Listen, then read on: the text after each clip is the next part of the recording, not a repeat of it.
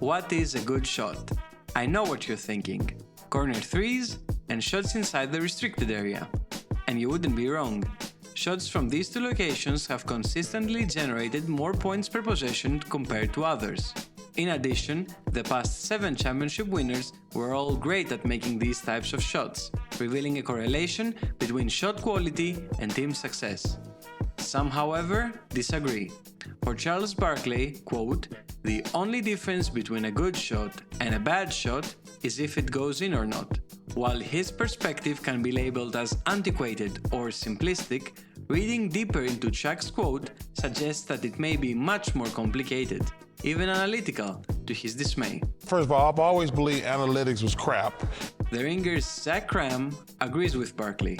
In an article he wrote back in December, Zach reveals that this season, a team's shot-making ability and not the quality of those shots has been the better predictor of his effective field goal percentage.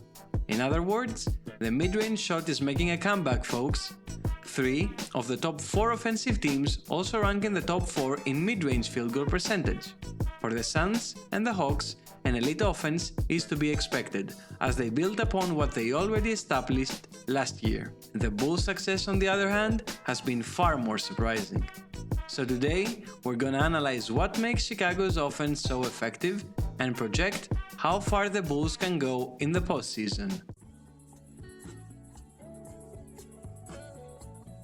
By trading for Nikola Vucevic last season and acquiring DeMar DeRozan during free agency, the Bulls assimilated a nice collection of offensive talent to accompany Zach LaVine. Managing 3 players used to being the number 1 option is undoubtedly a challenge for any coaching staff, but Billy Donovan has done an excellent job both at maximizing each of his 3 stars and at establishing his identity over the team's offense. The Bulls' main action in the half court is the pick and roll, which Donovan has emphasized everywhere he's coached since his college days. Chicago likes to set screens at the top of the key, forcing opposing defenses into unfavorable mismatches.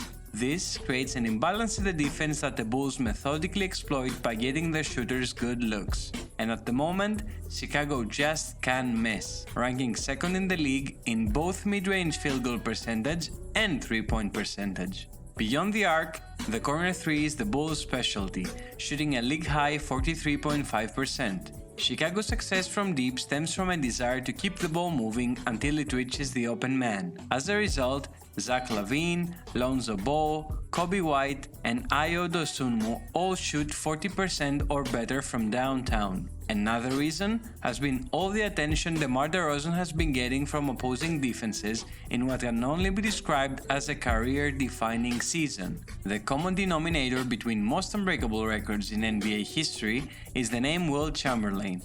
His season averages of 50 points and 23 rebounds per game will no doubt stand till the end of time.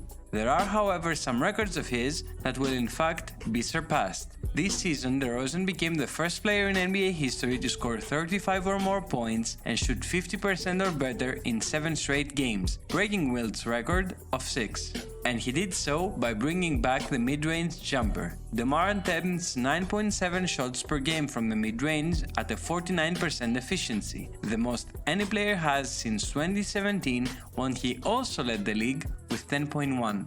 Whenever DeRozan is on the court, he uses with composure, playing at his own speed and taking his favorite shot, the off-the-dribble elbow jumper, a shot which opposing defenses are designed to give. He's an ideal ball handler for the Bulls system, both in the pick and roll and in isolation, ranking 3rd and 1st in points per possession respectively.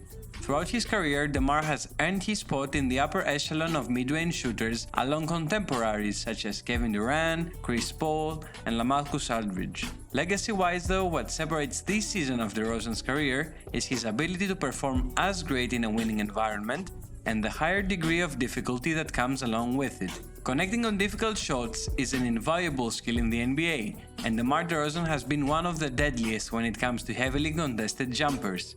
shooting 56% on 519 attempts, by far the most in the league. He has also been superb at the end of games, becoming the first player in league history to hit back-to-back game-winning buzzer beaters. DeRozan ranks second in clutch plus-minus and clutch field goal percentage, leading Chicago to a 21 and 13 record in close games. Because of all these accolades, the Bulls' offensive success has been synonymous with DeMar's MVP-type performances, but just as much credit needs to go to his co-stars due to the willingness to sacrifice individual numbers for the sake of winning. With both Nikola Vucevic and Zach LaVine on the court, DeMar DeRozan has a significantly better effective field goal percentage than when they're sitting on the bench. Additionally, Vuce and LaVine have thrived in their new roles despite Coach Donovan limiting their usage rate compared to past seasons. Nico Vucevic is the team's primary screen setter and a reliable passer off the high post, while Zach LaVine leads the fast breaks and provides spacing from the outside with his silky smooth shot. Thanks to their MVP contender, their big three, and their dynamic role players, the Chicago Bulls are in contention to enter the playoffs with home court advantage for the first time since 2015. But the real question is, can they win a couple of rounds and reach the Eastern Conference Finals? Or are they not real title contenders?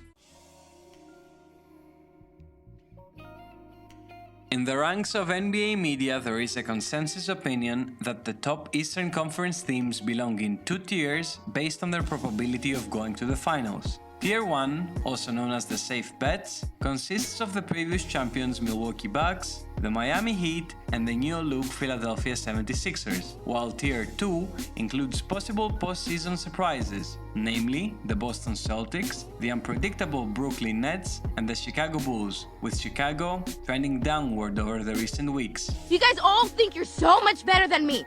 Oh, Meg, that is the least fancy thing I have ever heard. And yes, that is partly because of injuries and a tough schedule, but a 0-14 record versus the top 3 seeds in both conferences shows there's more to it than that. The Bulls have been overly reliant on making jump shots to win games, in absence of which they succumb to their glaring weaknesses, with their two best perimeter defenders, Lonzo Ball and Alex Caruso, missing prolonged amounts of time. The Bulls' defense has been on a slump. Since January 1st, they have been one of the worst defensive teams in the league, allowing an average 117 points per game, and over the same span, they've also ranked dead last in forcing turnovers. Another issue for Chicago has been their rebounding due to the lack of a traditional big. Vucevic has been great, but doesn't have any help at all, as at this point in his career, Tristan Thompson is certainly not a life-changer. DeRozan playing most of his minutes at the 4 isn't helping things out either. The Bulls desperately need an athletic power forward able to switch 1 through 5 and hit the occasional catch-and-shoot 3 to round out their starting lineup.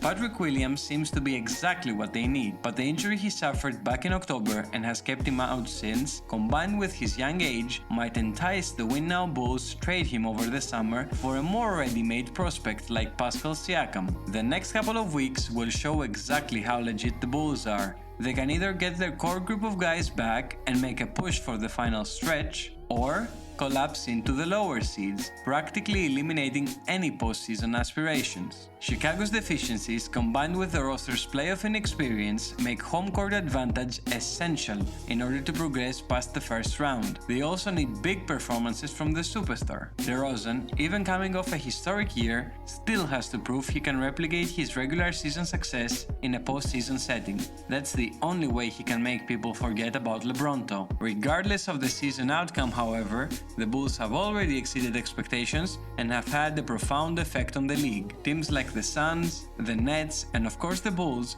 not only build their offenses around mid-range specialists, but also proved that this is an analytically viable strategy. Any success these teams have in the playoffs will only expedite the mid-range revolution, leading to even more varied offenses with distinct identities and strengths. Thus, I'm extremely eager to see Chicago perform on the biggest stage and how Arturas Karnisovas and Mark Eversley decide to balance short-term success and long-term stability. For the Chicago Bulls, the rodeo has just begun. Hard work pays off. Dreams come true. Bad times don't last, but bad guys do.